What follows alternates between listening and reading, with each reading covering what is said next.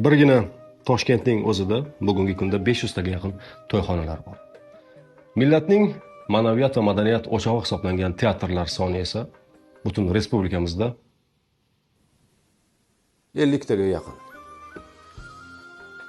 Bu bizning naqadar befoyda va osmono'par hoyu-havaslarimiz va hamin qadar bo'lgan ma'naviyatimizga yaqqol misoldir. Va bu misol bugun bizning ahvolimizga eng odil, haqqoniy tarozudir.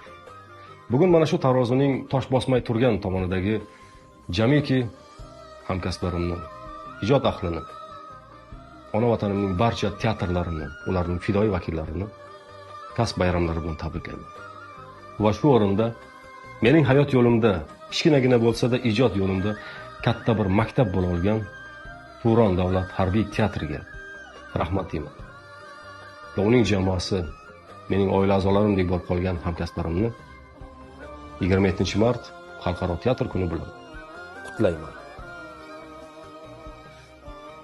Men bu she'rni ko'p yillar oldin teatrdagi rejissyorim Sayfiddin Meliyevga bag'ishlab yozgandim.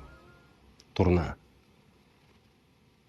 Yaralangan siyrat, yaralangan qalb, yerda yolg'iz qoldi yarador turna. Kechagi parvozin olqishlab, alqab,